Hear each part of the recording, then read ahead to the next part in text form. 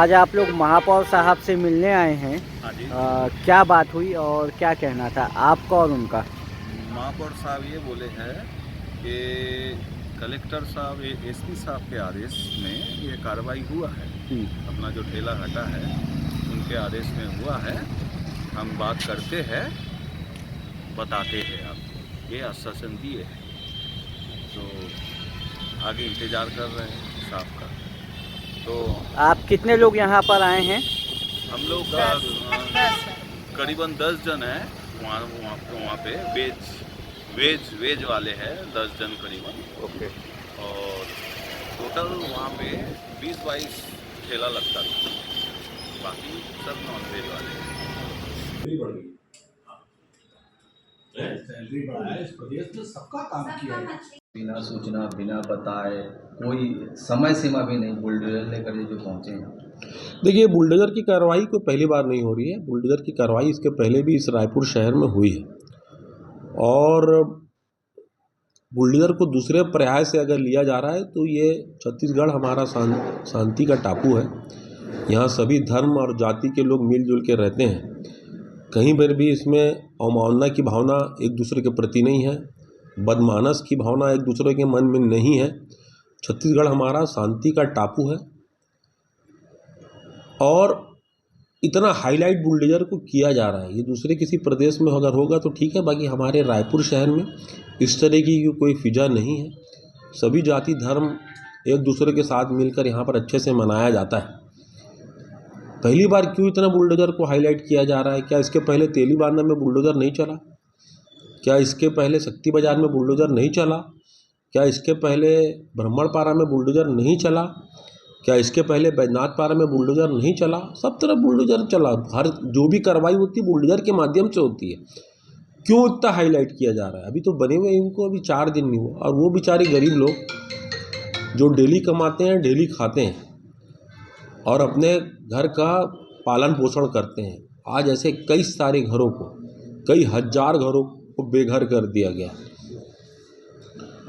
हम भी पहले लोगों को हटाते थे, मगर पहले व्यवस्थापन करते थे। तेलीबांधा की कार्रवाई आपको याद होगी कि जब उनको हटाया जा रहा था तो पहले मैंने वहीं खुद जाके नगर निगम के खिलाफ, अमले के खिलाफ मैंने जाके वहाँ पर मैंने रोका था कि पहले उनको आप व्यवस्थापन दो, उसके बाद फिर बात की जाएगी। तो इस कार्रवाई को मैं पूरी तरीके से गलत मानता हूँ। उनको व्यवस्थापन कहीं करना चाहिए। और मेरे नज़र में वो एक गरीब हैं, मिडिल क्लास के लोग हैं, जीवन यापन अपने डेली का अपना करते हैं। तो मुझे नहीं लगता कि इसको इतने किसी विशेष जाति धर्म से इसको जोड़ना चाहिए। अगर वो काम कर रहा है तो बेचारा गरीब है, और अपना डेली अपने घर का पालन पोषण उसके माध्यम से वो कर रहा है। आज बहुत सारे लोग मेरे पास में आए थे।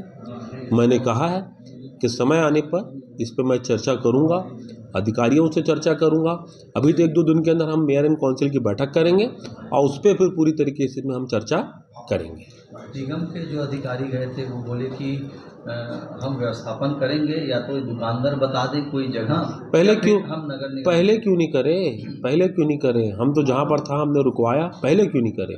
आज वो तो घर से बेघर हो गए ना, डेली कमाते डेली खाते हैं, कच्चा सामान बेचते हैं, पहले क्यों नहीं करे? तो उसी बात को लेकर हम इसमें कर रहे हैं, और ज़रूर उन लोग को व्यवस्थापन किया जाएगा, और उन लोगों को बेचारों को डेली रोजगार करने के लिए कहीं स्थान उनको दिया जाएगा।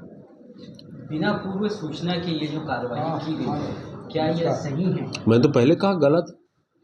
मैं तो इस बात को सबसे पहले मैं इस बात को, क्योंकि गलत है, क्योंकि इनको अगर वो करना था तो पहले इन लोग को कहीं व्यवस्थापन करना था।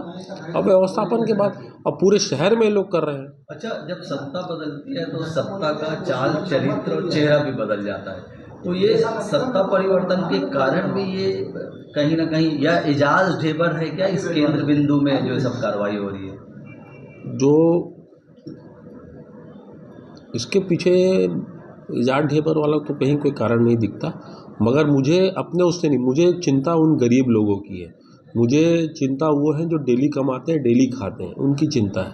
मैं उसको किसी धर्म विशेष से मैंने पहले कहा कि मैं नहीं लेना चाहता, और ना ही हमारे मन में भावना है। मेरे नज़र में वो एक गरीब आदमी है। गरीब आदमी है मतलब वो डेली कमाता है, डेली खाता है, फिर वो कोई भी जात का है। मेरे लिए सबसे बड़ी जाति उसकी भूख है, मेरे लिए कोई सबसे बड़ी जाति उनके घर में जो पालन पोषण हो रहा है वो है। मेरे लिए सबसे बड़ी अगर कोई वो बोलोगे तो उनके बच्चे हैं जो खाली पेट हैं, तो वो मेरे लिए सबसे इम्पोर्टेंट है। तो मैं सोच रहा हूँ कि उन लोगों के लिए इस तरीके की कार्रवाई सरासर गलत है।